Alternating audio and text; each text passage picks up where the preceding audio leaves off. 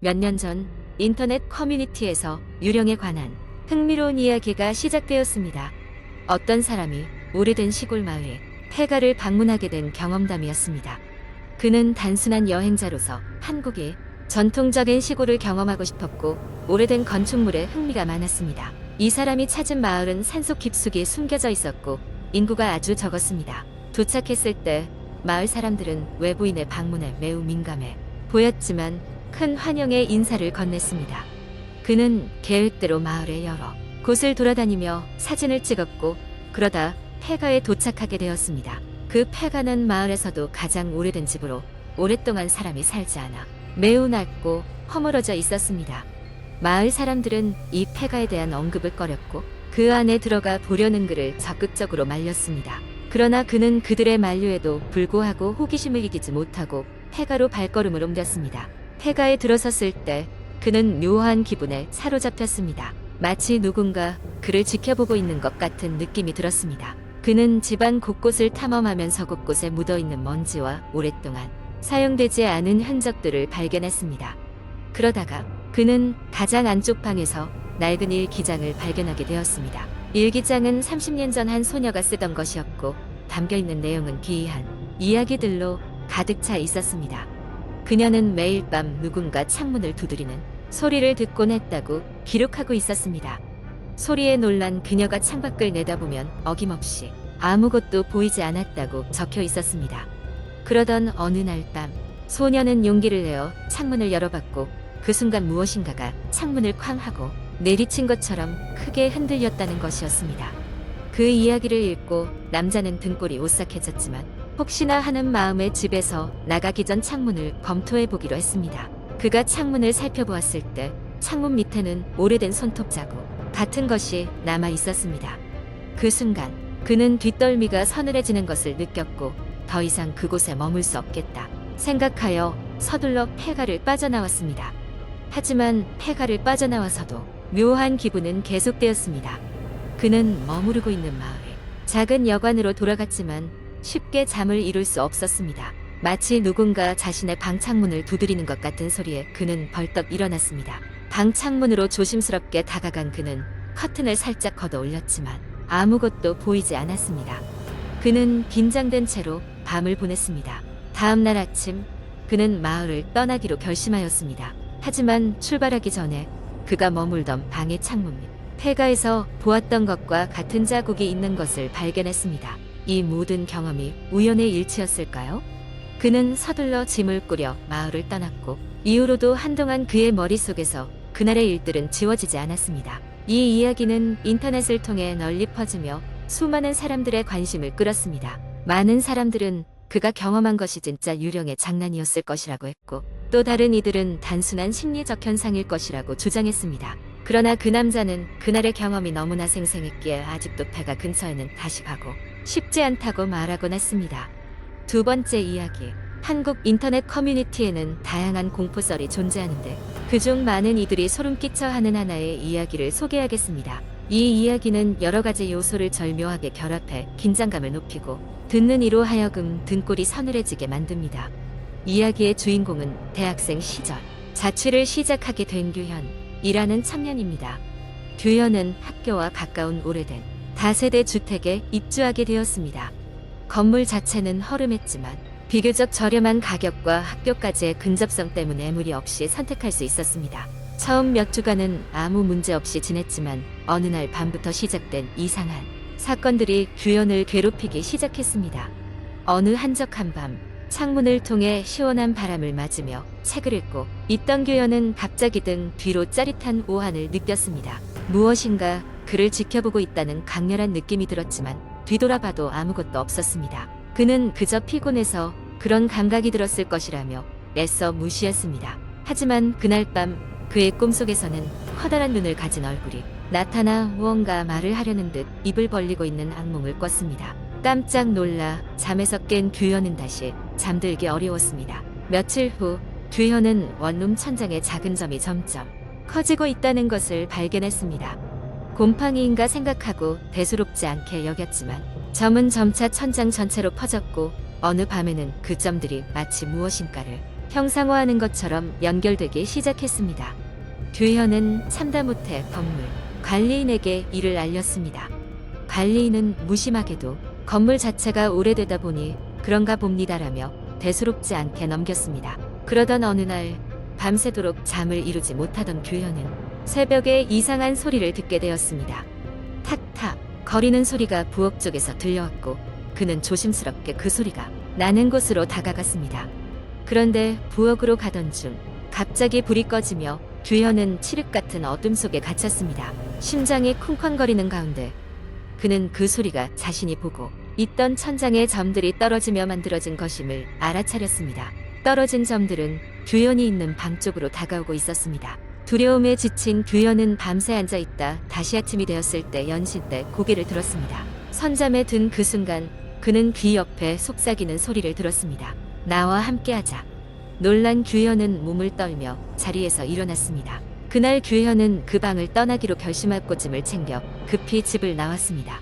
건물 관리인에게 마지막으로 인사를 하러 갔을 때 그는 관리인의 좁은 사무실 벽에 여러 장의 사진이 붙어 있는 것을 보았습니다. 모두가 과거 그 방에 살았던 사람들의 사진이었고 관리인은 아무렇지 않게 오랜만에 그 방에서 또 누군가 나가는군요. 그 방엔 오래 버티지 못하는 것 같아요 라고 말했습니다. 규현은 섬뜩한 기분으로 건물을 빠져나왔고 그 뒤로는 다시는 그 동네에도 가지 않았습니다. 이후로도 여러 번 꿈속에서 그 방의 형체가 떠올랐지만 그가 직접 그 방을 마주할 일이 없었으니 그것만으로도 다행이라 생각하며 지냈습니다. 하지만 어떤 날 자신의 악몽 속에서 봤던 존재가 누군가에게 위험이 될지도 모른다는 생각에 급히 휴대폰을 잡고 그 건물에 대해 검색했을 때 규현은 오래된 기사 한 편을 발견했습니다. 과거 그 건물에서 실종된 사람들이 종종 있었다는 것이었습니다. 그들을 찾을 수 없었지만 마지막 목격 장소는 하나같이 규현이 머무르던 방이었다고 합니다. 이 이야기는 실제로 일어난 일인지 알 수 없지만 한국 인터넷에서는 이런 유형의 미스터리와 공포가 섞인 이야기가 자주 회자되며 많은 이들을 오싹하게 만듭니다. 조심하십시오. 우리의 무의식은 우리에게 많은 것을 경고하고 있을지도 모르니까요. 세 번째 이야기. 한국 인터넷에는 다양한 공포 이야기가 많이 떠돌아다니고 있습니다. 그중 특히 인기를 끌었던 한 이야기를 바탕으로 긴 스토리를 만들어 보겠습니다. 어느 조용한 시골 마을에 한 낡은 주택이 있었다. 그 주택은 오랫동안 비어 있었고 마을 사람들은 그곳을 귀신이 사는 집이라고 불렀다. 실제로 그 집에 들어갔던 사람들 중 몇몇은 이상한 경험을 했다고 말했다. 그래서 사람들은 그 집을 기피했고 그곳은 점점 잊혀져 갔다. 그런데 어느 날 도시에서 새로운 가족이 이사왔다. 그들은 마을보다 저렴한 주택 가격에 반해 그 집을 사기로 결정한 것이었다.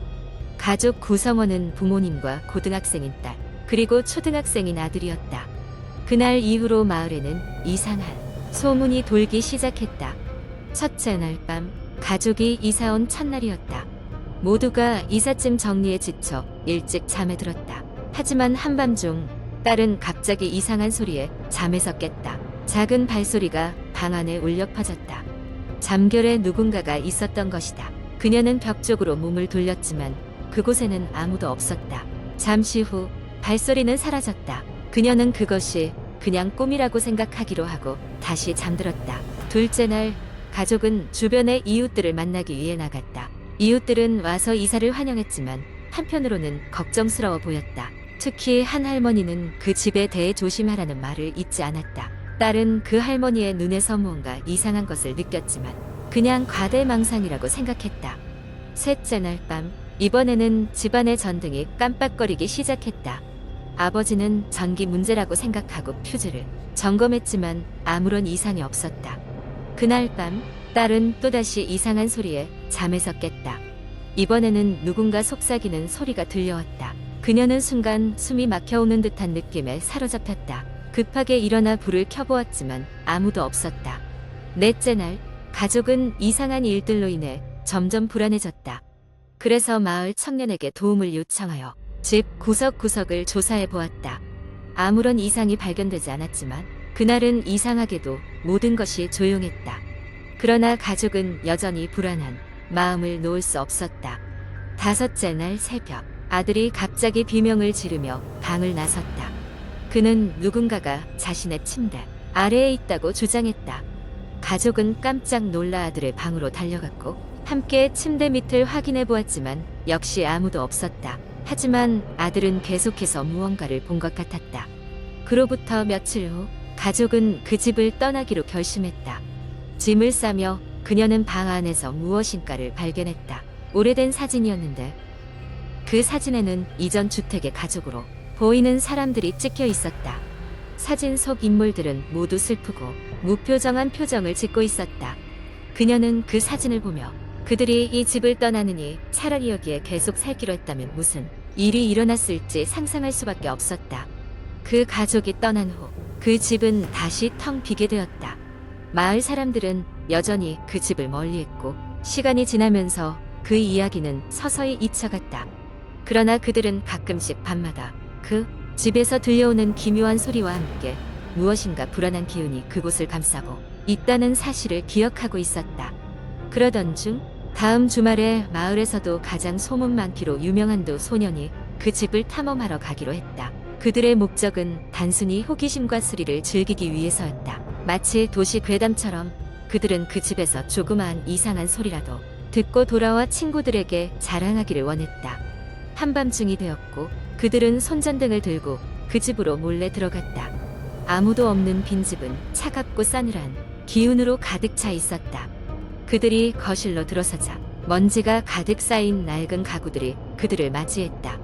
모든 것이 고요했다. 그러나 그들이 위층으로 올라가려고 할 때 갑자기 아래층에서 뭔가 떨어지는 소리가 들렸다. 두 소녀는 겁에 질려 서둘러 문을 열었지만 마치 누구에게 쫓기기라도 한 것처럼 느껴졌다. 다음 날 아침 마을 사람들은 그 집 주변에 경찰차들이 모여 있는 것을 보았다. 두 소년이 실종되었다는 신고가 접수된 것이었다. 그들의 부모는 깊은 슬픔에 잠겼고 마을 사람들은 그 집 주변을 다시는 가지 않기로 했다. 경찰 수사가 이어졌지만 그곳에서는 아무런 단서도 발견되지 않았다. 그 이후로 그 낡은 집은 다시 조용해지고 새로운 소문은 돌지 않았다. 사람들은 그 이야기를 입에 올리기를 꺼려했지만 여전히 그 집은 마치 살아있는 것처럼 그 자체로 존재하며 그곳을 지나치는 사람들에게 모종의 불안을 안겨주곤 했다. 그리고 그 후로도 오랫동안 그 집은 마을의 무덤처럼 남아 있었다.